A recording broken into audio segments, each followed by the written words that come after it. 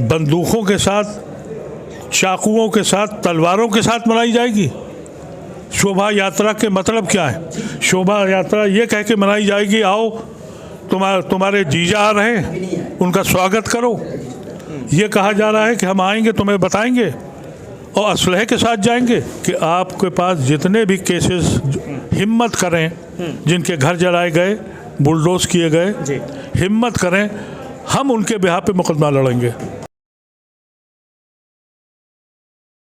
नूह में जिस तरह से हालात बेकाबू हुए, हिंसा हुई और शोभा यात्रा को लेकर जो सारी बातें कही जा रही हैं, क्योंकि मेरे साथ इस वक्त बातचीत करने के लिए पूर्व सांसद मोहम्मद अदीब साहब मौजूद हैं। गुरुग्राम में नमाज का मुद्दा भी उठा था, उसमें भी पेश रहे थे और किस तरह से तमाम हालात को संभालने में आगे आए थे। हालांकि मोहम्मद अदीब साहब के ऊपर उन तमाम मामलात को लेकर कई केस भी दर्ज हुए थे।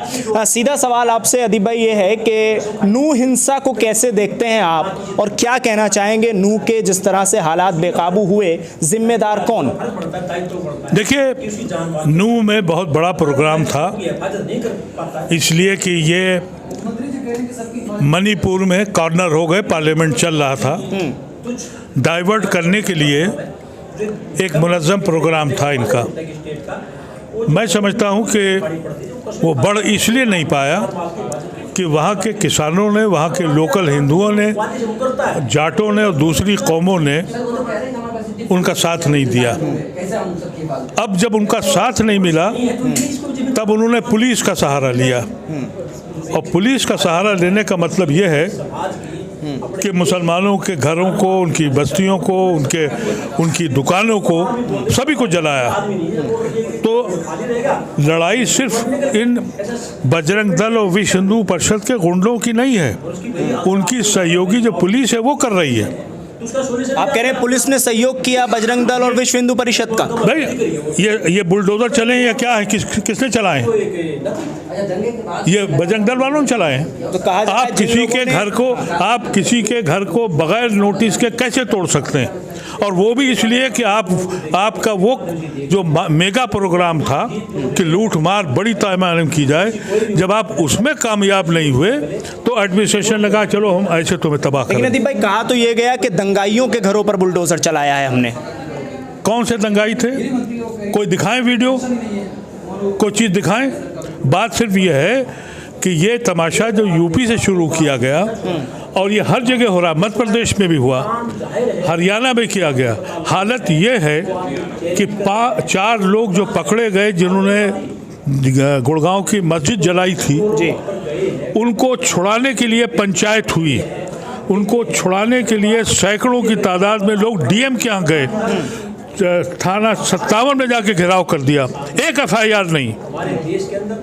जब मुल्क यहाँ खड़ा हो जाए कि हम कातिल को छुड़ाने आए हैं और उसके खिलाफ एक FIR नहीं, मैं आपके साथ बोल रहा हूँ, हो सकता है मेरे ऊपर कर दें, क्या आप कैसे बोल दिए? तो ये मुल्क, कैसे आप कह देंगे कि ये मुल्क सेकुलर मुल्क है? कैसे आप ये कह देंगे कि यहाँ सबको इंसाफ मिलता है? अफसोस ये है, अदालतें कमेंट तो कर रही हैं, कलम नहीं चला रही। अगर कलम चला दें तो ये सब ठीक हो जाए। बुलडोजर कार्रवाई को रोक दिया गया। बुलडोजर कार्रवाई को रोका गया। अदालत ये बताया कि किस दफ़ा के तहत बुलडोजर चला, ये उनको भी मालूम है। तो क्यों नहीं उनको ऑर्डर देते कि ये बुलडोजर जिसने चलाए हैं उनको जेल भेजा जाए, उनको मुअत्तल किया जाए, और जिनके घर जले हैं और जिनके घर गिराए गए हैं उनको मुआवजा क्यों नहीं दिया जा रहा है? लेकिन अब तो डंके की चोट पे सारी चीज़ें हो रही हैं, क्योंकि उत्तर प्रदेश से ये मॉडल शुरू हुआ, बाबा का बुलडोजर, फिर मामा का बुलडोजर, अब ये हरियाणा आ गया। पंचायत हुई जो टिकरी में 57 के बगल में, वहाँ ये डिमांड की गई कि हमें योगी चाहिए। बिल्कुल, ये डिमांड की गई कि योगी को लाना है, और वहाँ पर सब वीडियोग्राफी हुई है, उसकी परमिशन नहीं थी। 144 लगी हुई है। आप ज़रा 5 आदमी जाके दिखा दीजिए, चाहे नमाजी पढ़ने जा रहे हूँ, आपको बंद कर देंगे। तो फिर मैं कैसे नहीं कहूँ कि इंतज़ामिया मिली हुई है? कैसे नहीं कहूँगा? और ये नमाज वाला मामला तो पहले से चला आ रहा है। गुरुग्राम में तो ख़ास तौर से आपने आवाज़ भी उठाई थी उसके लिए। मैंने आवाज़ उठाई थी तो मेरे पर मुकदमा दायर किया, और मुकदमा दायर किया जी, मुकदमा दायर किया, 153 लगा दी। लेकिन डराना था उनका मकसद। मैंने कोई गुनाह तो किया नहीं था, इसलिए मैंने उनके ऊपर मुकदमा दायर कर दिया, तो विड्रॉ करके भाग गए।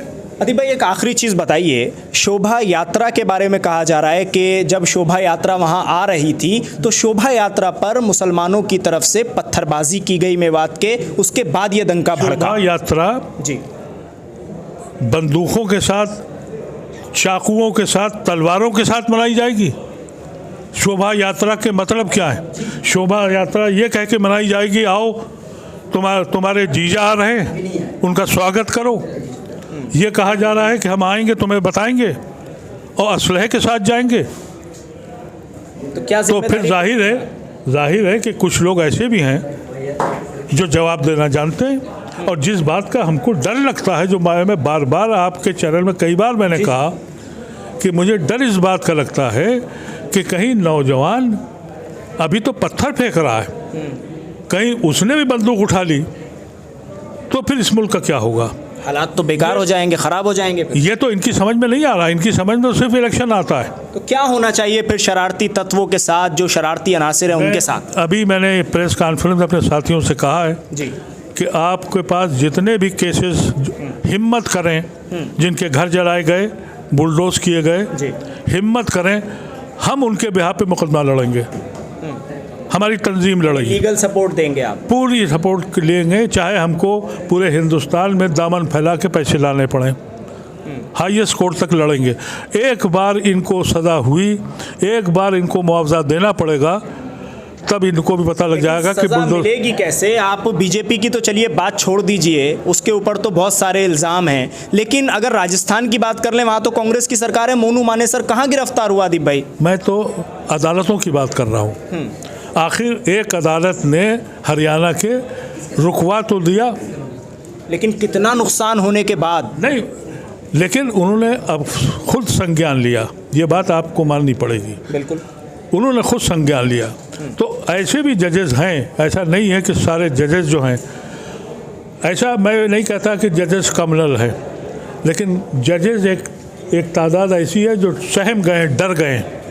लेकिन सुप्रीम कोर्ट का जज जो है, उसके आगे तो उससे कुछ मिलना नहीं है, लेकिन वो मिलने का सिलसिला भी शुरू हो गया।